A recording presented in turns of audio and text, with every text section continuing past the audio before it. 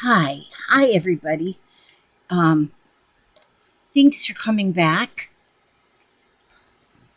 um, and thank you for coming in. If you're new to my channel, bless you, bless you. If you're coming back, bless you again. But any way it is, you're just a blessing.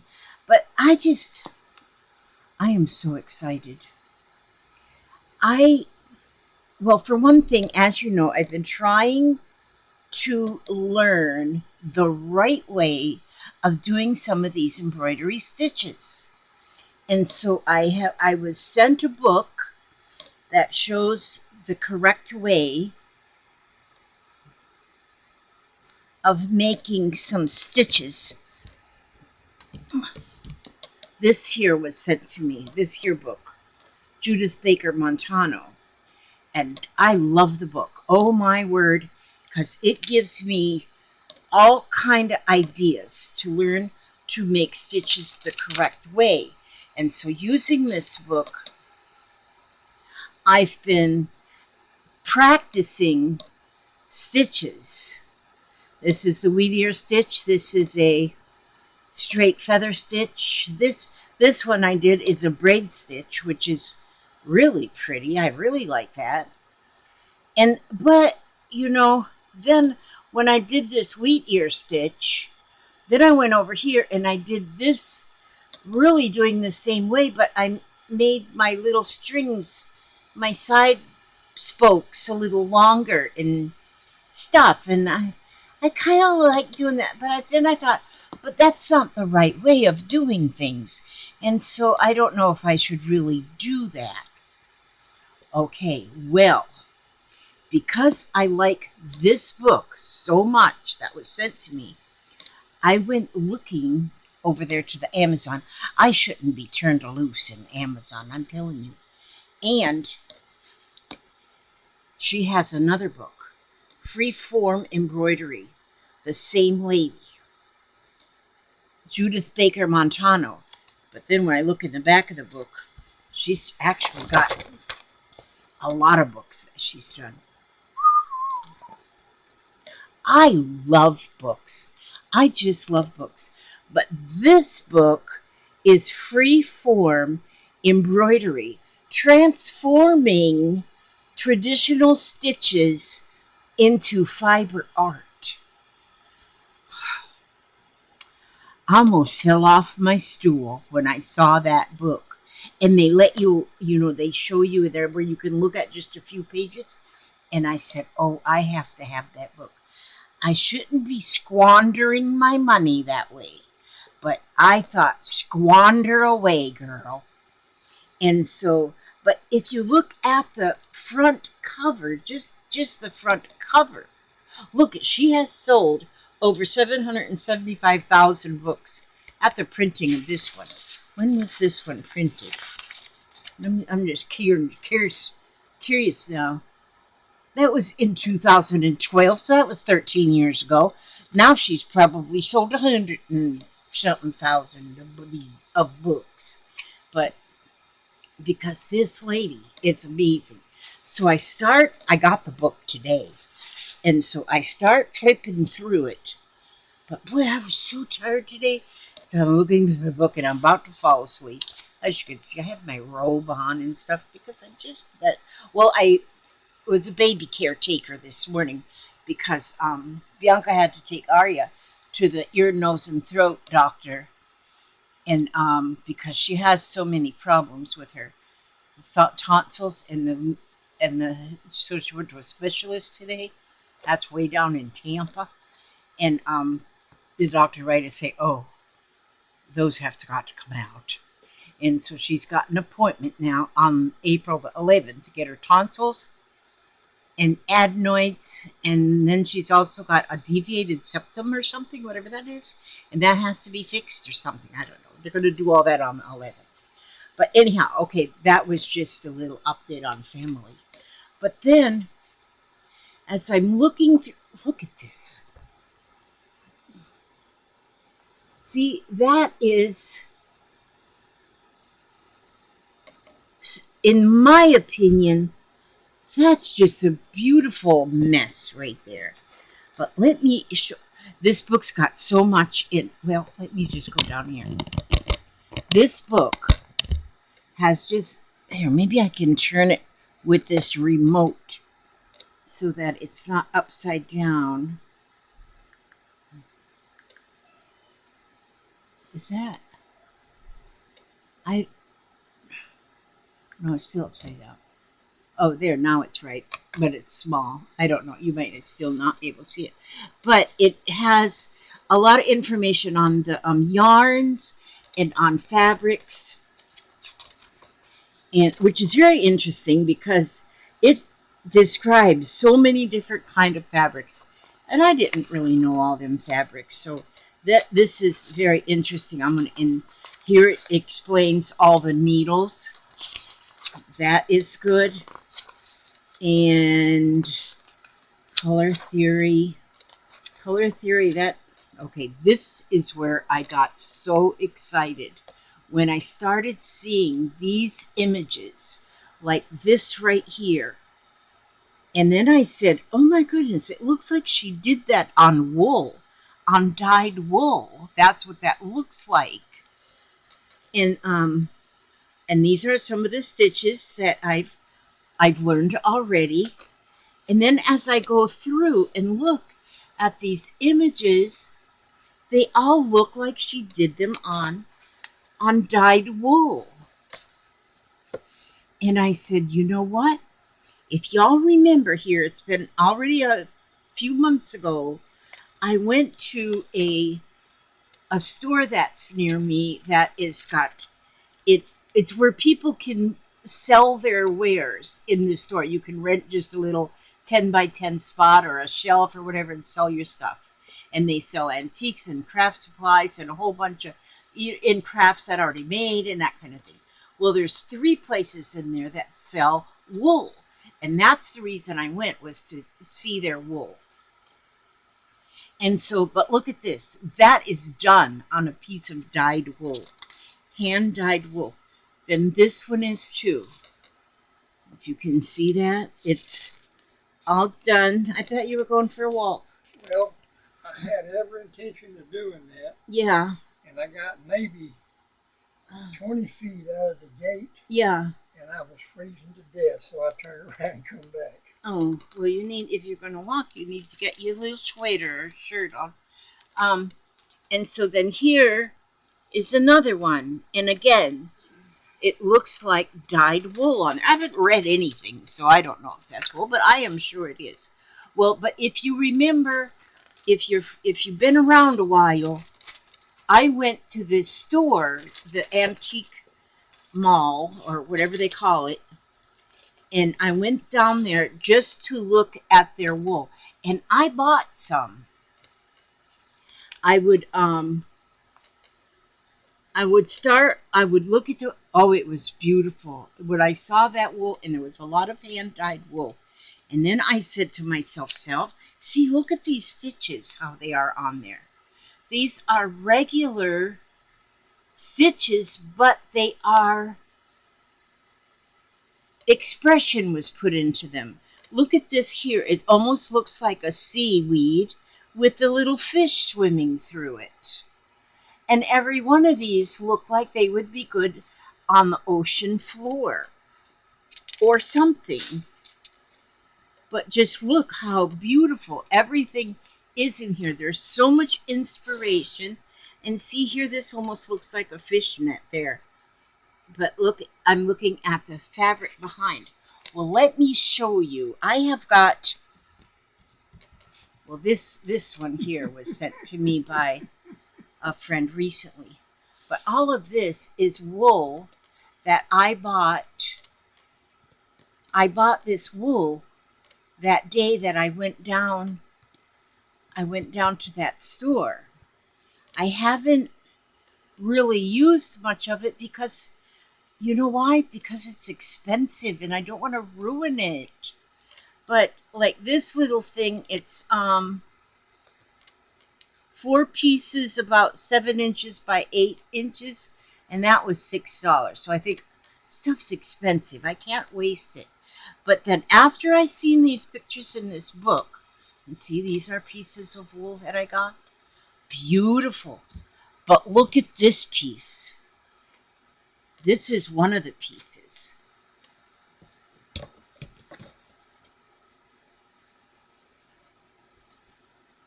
This is hand-dyed wool. And when I was looking at this at the store, I said, oh, it is so beautiful. But then when I looked at the price, it said $8.50. I said, oh, I can't spend that. And then Papa says, no, get that. If you want that, get that. And I thought, $8.50. That's one of the pieces. Then I have this piece. This one was $9 for one stinking piece of wool. But I was in there hyperventilating. It was just because I'm looking at it and it's just so beautiful. And then I think I had two more pieces. But when Papa said go ahead and get it, then I did. Look at this one. It's beautiful. And then I had one more like that, and it's in blue. How much was this one? This one was $8.50 for this piece of hand-dyed wool. Does it give the dimensions on there? 14 by 16. So it's not that much wool, but boy, is it expensive. In my opinion. Now, some people, if you're like stinking rich, then you might not think it's expensive. But for me, it's expensive. And so that's why it's still sitting here, just like it came home from the store, because I don't want to waste it. And so, but now, you know what I think? I'm not sure which color I'm going to take. But I think, look at this one. Oh, I love that one. But I think I am going to take this blue one. And I think that's the one that I want to use first. Start playing with first. And I'm going to use this hoop. I like this hoop. I've decided I really like a square hoop. Let me take my needle minder and put that right there. I really like a square hoop because I can hold it like this up against my belly, so nice. And then I can work. And it's like right there, and I'm holding it at my belly. So I like that square. And this one, it's about, what is it? It's about, well, the inside is about 10 by 10. And I do like this. Some people don't like these kind of hoops, but I kind of do like. To me, they're nice and tight. And so I'm going to take this off of here. And I could actually still do more on this piece, and I probably will. But if I don't, but I probably will. But I did the stitches, and then I marked on them what that stitch is. And so they may go in a book, or I might take them apart and sew them onto something else. But for right now, I want to put this piece on here.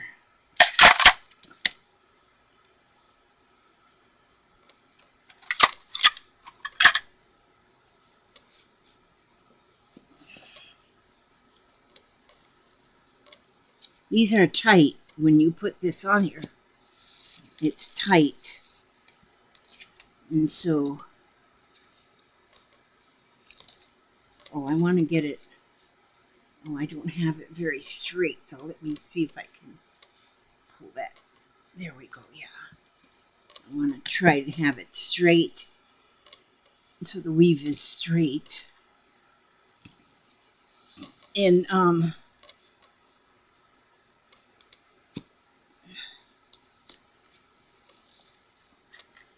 And I do like these. I do, and these are not that expensive. This kind of a hoop.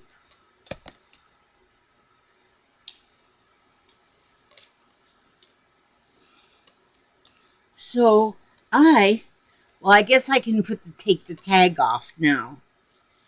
I can take the tag off.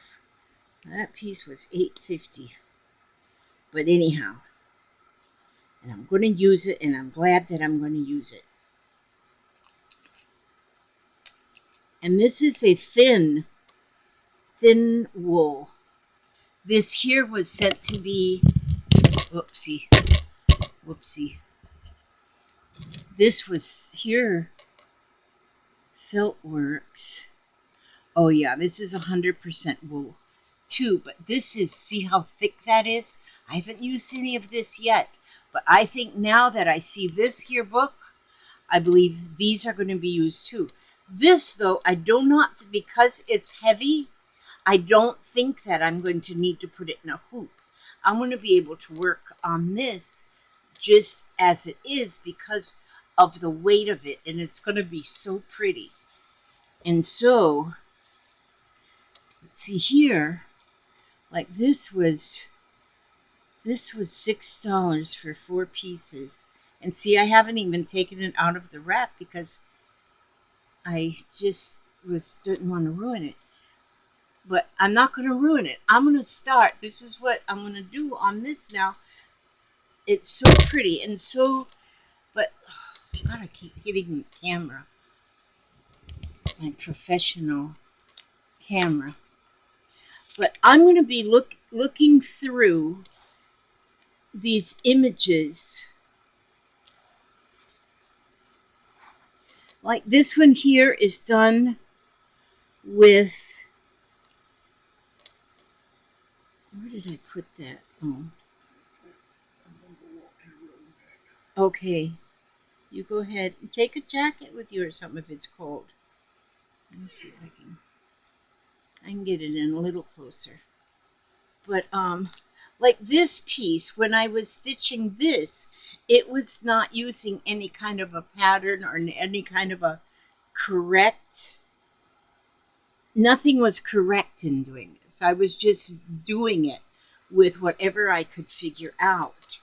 But getting this book, it tells me transforming traditional stitches into fiber art. And that just, oh, that rings my bell. I'm telling you, I'm so excited for this book.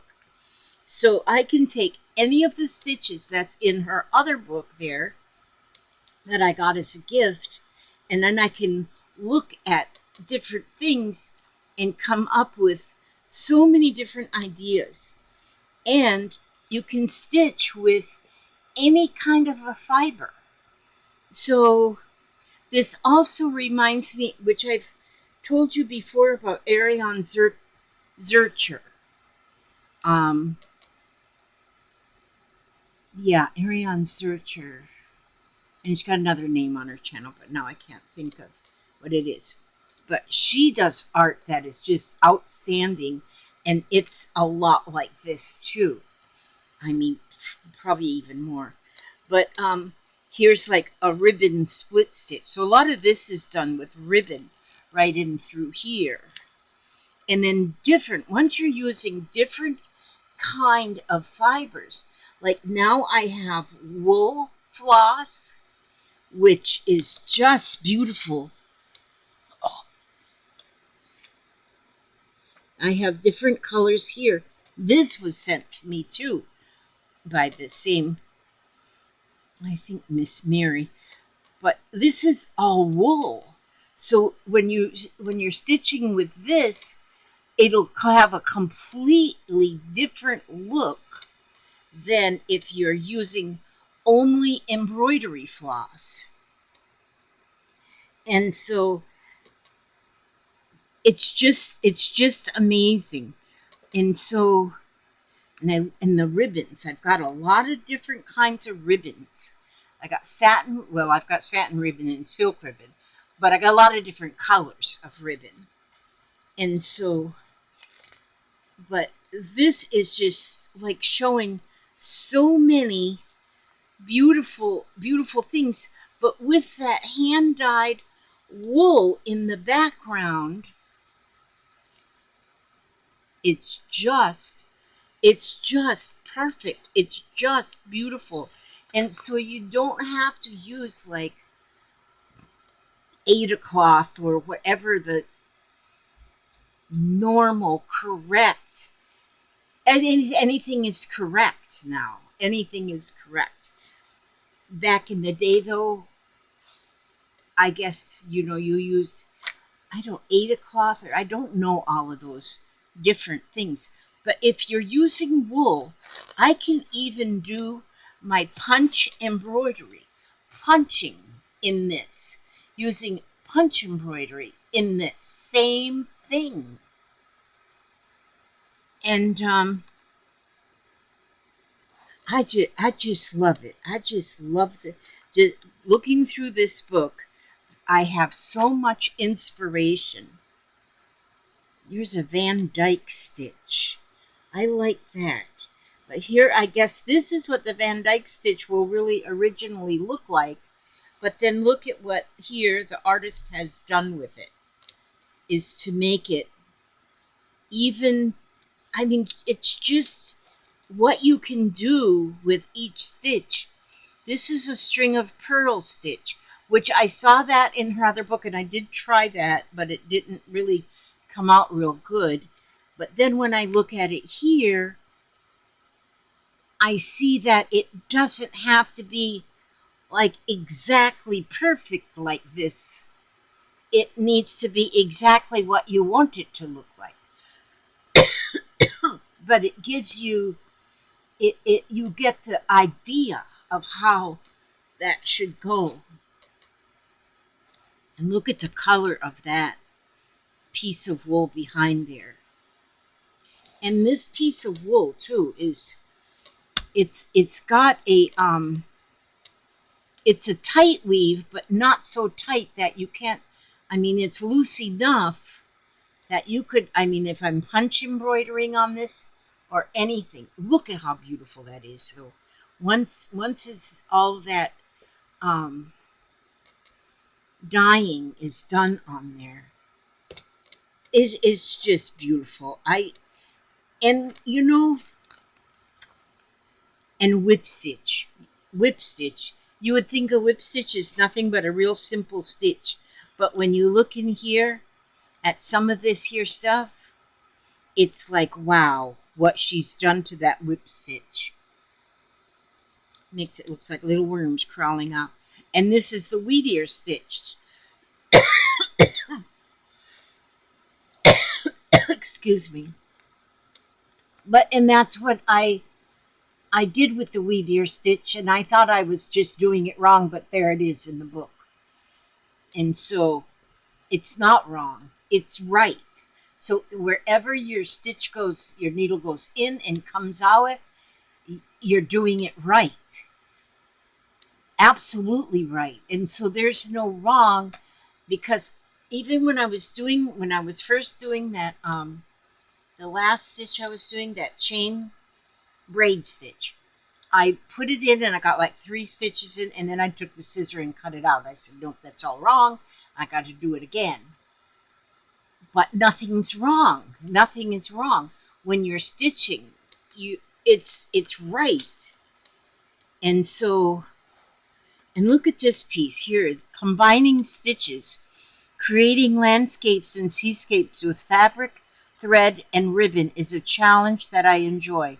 I use photographs, sketches, and watercolors to help me in the process. Drawing the lines and painting them in helps me memorize the overall design and layout.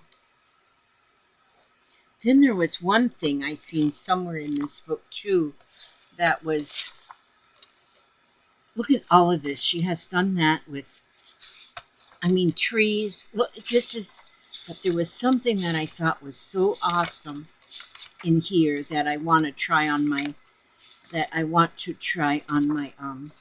snippet roll, which right here is the picture.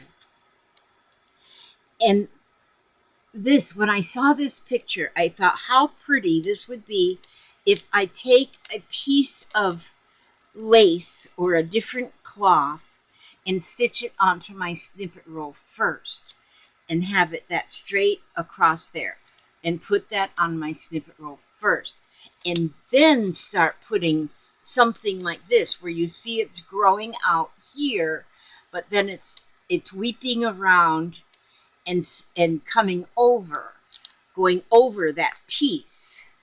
I mean, this has not got a piece in there, but it's kind of what I want to do with actual piece. Like if I have a strip of lace under here, um, ribbon, something. I don't think I do ribbon, but like lace or something to make the ground line. But then actually let this stuff just pour down over it. I just think that would be gorgeous. And so, but just taking a picture like this, it says many vines have beautiful flowers, fruit, or deeply colored leaves. Use the same stitches as for shrubs. The twisted chain stitch, coral stitch, double knot stitch, and chain stitch are good to use for the main body of the vine.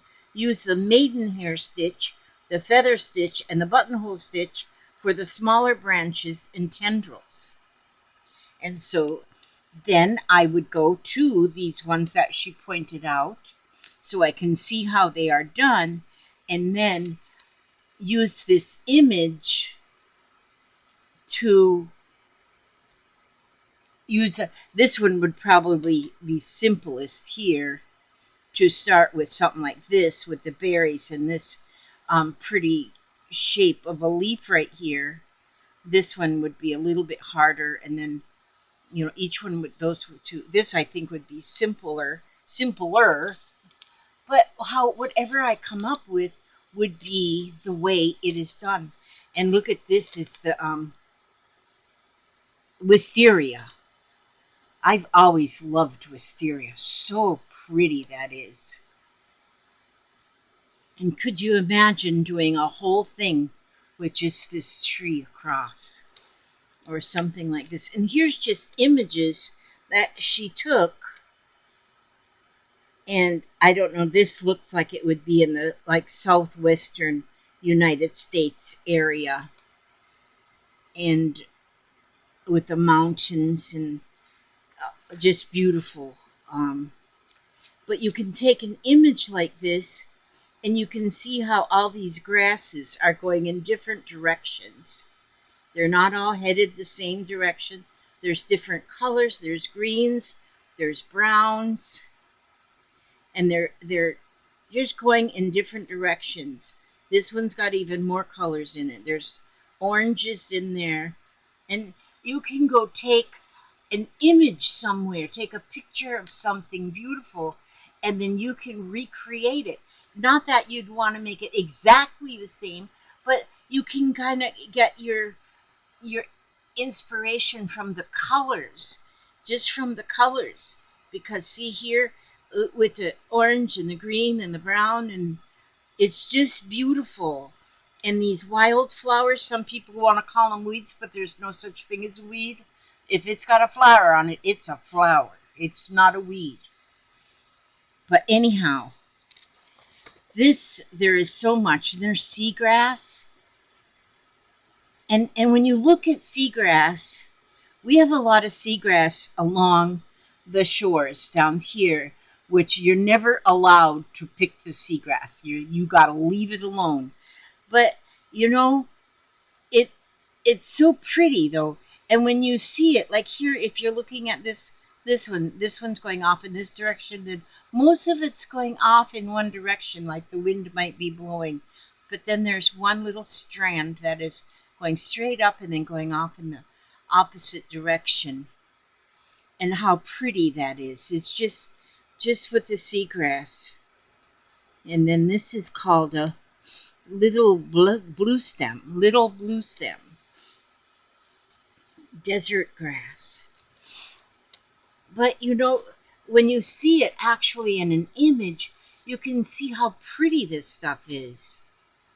And like this one here, you might make the stems using like an embroidery floss or the embroidery wool or whatever kind of like a lightweight um, yarn or something, and then use ribbon to do the blossomy parts at the top. That would be so pretty.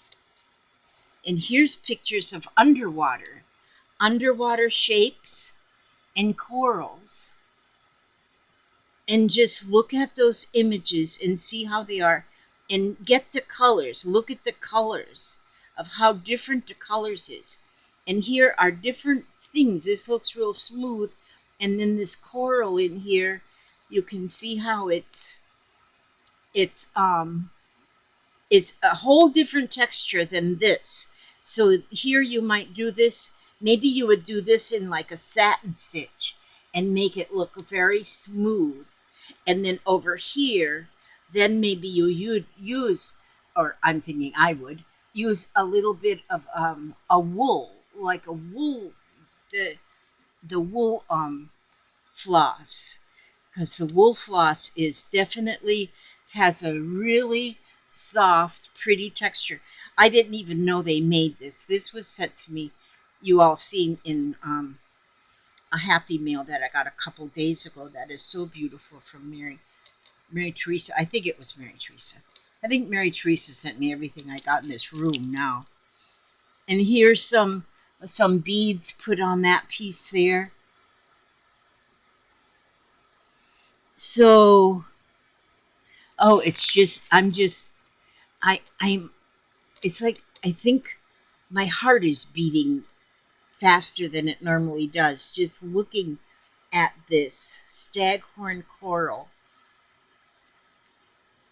The net stitch is wonderful, creating large open fan corals. You know, and it would be fun even just to look up different things, like maybe sea corals or something. I see you got long sleeves on, Papa. Well, it's right chilly outside. Does it feel better with that shirt on? A little bit, yeah. Oh, that's good. That's a nice shirt. I think it's yours, but I'm not sure. Yeah, it's mine, but that's okay. It looks good on you. You're upside down. And so, yeah, he put him on some long sleeves because it's a little chilly out there. Yeah, my stuff is on this side of the closet. Your stuff is on the other side of the closet. But that's long sleeve, so it's fine. And who's going to see you? And it brings out the feminine part of you. I don't have none of that. You don't have none of that? No. You're supposed to. And look at these here, star shape. That's a Star of Bethlehem. How pretty is that? That is so pretty. I love you, darling. I love you too, darling. We have a like a fern that grows on our tree, and it's called a resurrection fern. Yep. Yep. And that most of the time you see it, it's like on the oak trees. And most of the time when you see it, it looks dead. Oh gosh, I'm getting a phone call. Hang on a minute, I'll be right back. Well, whoever it was hung up before I could find my phone. And so anyway, oh, but the resurrection fern, it always looks very dead on the branches. It just looks brown and it looks dead. But when it rains, what are you doing, honey? See if I can't find your phone. No, I got my phone. It's right here. I see it now. I just couldn't find it. See, I got it right here. I couldn't find it quick enough to answer it. But it's fine.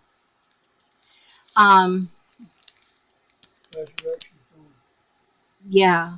And so, but then when it rains, that resurrection fern can be looking dead for months if we haven't had rain. And then soon as it rains, it is all so